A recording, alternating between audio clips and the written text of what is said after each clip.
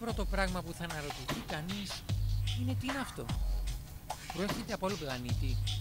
Πώς κινείται.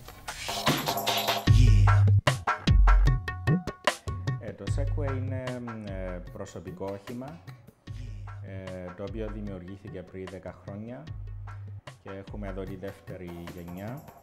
Το βάρος είναι γύρω στα 55 κιλά και δουλεύει με υπολογιστή, το οποίο δέχεται σήματα από τον οργανισμό, από την ισορροπία του σώματος, 100 φορές το δευτερόλεπτο και ανταποκρίνεται άμεσα.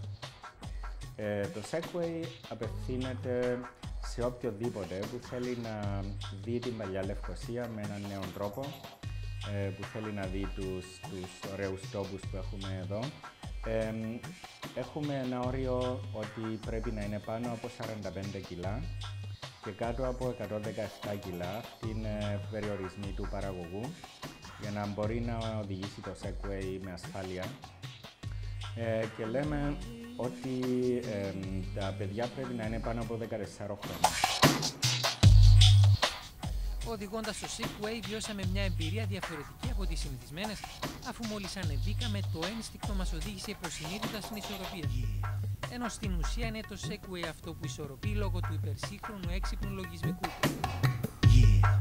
Λυγίζοντας λίγο προς τα μπρος, το Segway αρχίζει να κινείται, ενώ ανταποκρίνεται πλήρως στις κινήσεις μας, πηγαίνοντας εκεί που το κατευθύνουμε εμείς με την κίνηση του σώματός μας.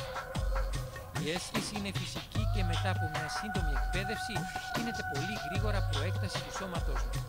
Εδώ προσφέρουμε το Segway προς ενοικίαση. Κάνουμε περιηγήσεις της παλιάς Λευκωσίας 2,5 ώρες με οδηγό. Κάνουμε περίπου 15 σταθμούς στη παλιά Λευκωσία. Βλέπουμε διάφορα κτίρια, μουσεία, εκκλησίες και διάφορα αξιοθέατα της παλιάς Λευκωσίας. Για να δει κάποιος τους σταθμούς που σταματούμε θα χρειάζεται 1-2 μέρες περπάτημα. Ενώ με τα Segway γίνεται σε 2-2,5 ώρες, μπορείς να δεις όλα τα κύρια μέρη της παλιάς Λευκωσίας και να επιστρέψεις μετά στα μέρη που σου αρέσουν. Με 0 ρήπους και χωρίς κινητήρα, το Segway μπορεί να χρησιμοποιηθεί και σε εσωτερικούς χώρους. Χρειάζεται μόνο λίγο ρεύμα, να επαναφορτιστούν οι λίθιον μπαταρίες που κρατάνε αρκετή ώρα και να απολαύσει κάποιος μια όμορφη μέρα στα στενά ζωτάκια της Λευκωσίας. Έχουμε 3 περιηγήσεις τη μέρα, στις 11 το πρωί με 1,5, 2,5 με 5 και 6 με 8,5. Το 6 με 8,5 είναι η θερινή περιήγηση, όπου βλέπουμε την πόλη με διαφορετικό φως.